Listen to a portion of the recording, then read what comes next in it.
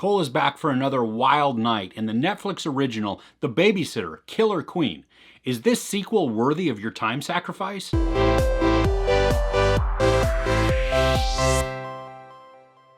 It's been 2 years since Cole was almost sacrificed by his babysitter and her friends. Now he's trying to survive high school where everybody thinks he's crazy. Cole goes to a weekend lake party with his neighbor Melanie and some of her friends, and then the weekend just turns to crap. Now we do learn from the trailer that much of the cast from the original does return for the sequel. The movie's a bit uneven. Some parts are awkward and funny with some really cringy dialogue that's made to make it fun.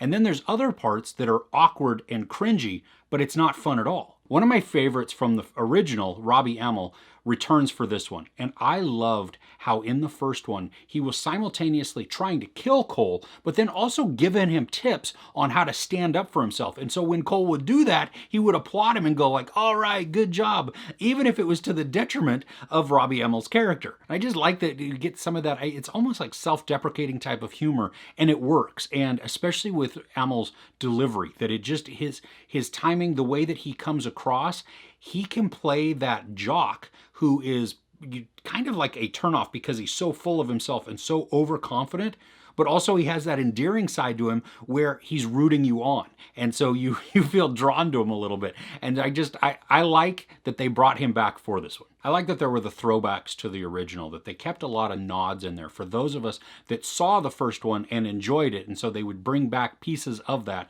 to just make us enjoy it again. I'm also glad though that they bring in some new elements to this. We get some new characters and just some new interactions, which make it a lot of fun. There are some new parts to the story, which I'm glad for. I was afraid it was going to be a straight redo of the original. And some of that is true, but it's not the case for 100% of the film. Now, the situation and the setup are pretty ridiculous in this.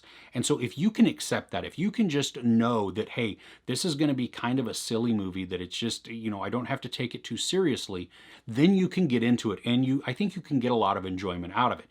If though you were coming in with a super critical eye and just like picking it all apart, well, then of course, you know what? There are a lot of problems to the movie. And there are a lot of things that could make you not enjoy this.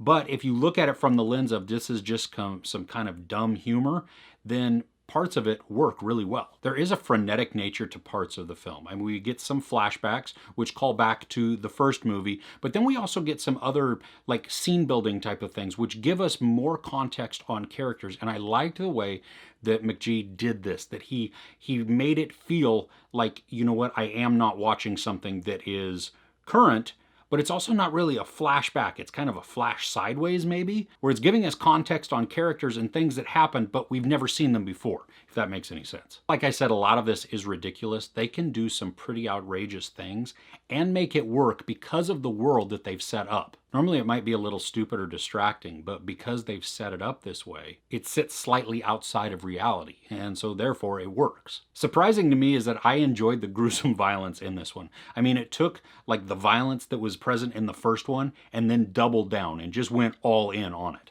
I really like the complication that they add to Cole's story in particular, and it just has to do with his believability. Because what this does is really set up all of the motivations for his character, and it just influences everything about him. And it also affects just his personal well-being and his mental state and just how he interacts with everybody. Now, some of the cast is throwaway, like they're there and they're actually, I think, harm the story more than anything because I found them just repulsive or just annoying. Maybe not repulsive, maybe that's too strong of a word, but definitely annoying. And I didn't like them. They were rubbing me the wrong way, or they were just, grating on the screen. But on the flip side of that, I like that we get to see more of the character of Melanie. She was the next door neighbor of Cole, the one who got him the car and in the first one. And so I like that they have more interaction. And like I said at the beginning from the trailer, I enjoyed that they brought back some of the original cast. We have Bella Thorne, Andrew Bachelor, and Hannah Mae Lee.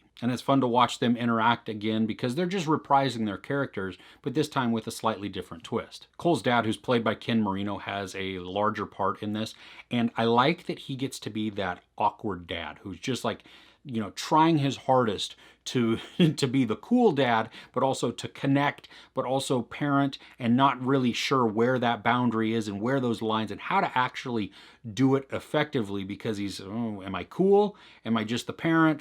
How do I balance all of this? I mean, a lot of it is super cringy. Some of it really works. And then some of it just should be cut out. It's an hour and 41 minutes long, and for the most part, the pace is pretty good. But I do feel that some of the scenes, some of the sequences, that they just play out too long. Like they're trying to do it for humor, and sometimes it works, and other times it just becomes boring or stupid and more annoying than anything, because it's like, okay, this wasn't funny, and now you're taking it even longer, and it's not making it funny, it's just making it worse. But within some of the comedy, there are some great one-liners in there that you have to be paying attention, because they're super quick, and they will make you laugh, hopefully, because, I mean, they made me laugh. They made me laugh out loud. I think if you were a fan of the first movie, then this has some pretty satisfying ties to that. I really love one story arc in particular.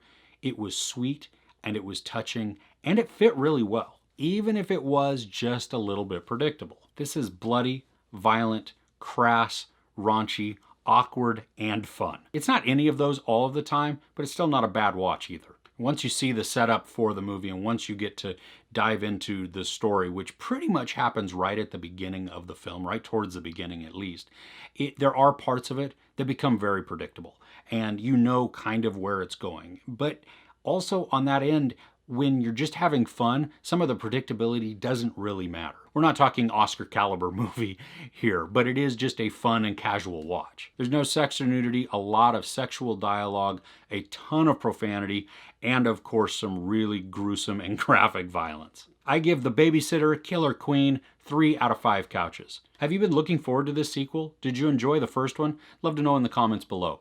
If you enjoyed this review, please give it a like. Also, don't forget to share and subscribe. I'm Chris. This is Movies and Munchies. Thanks for couching with me.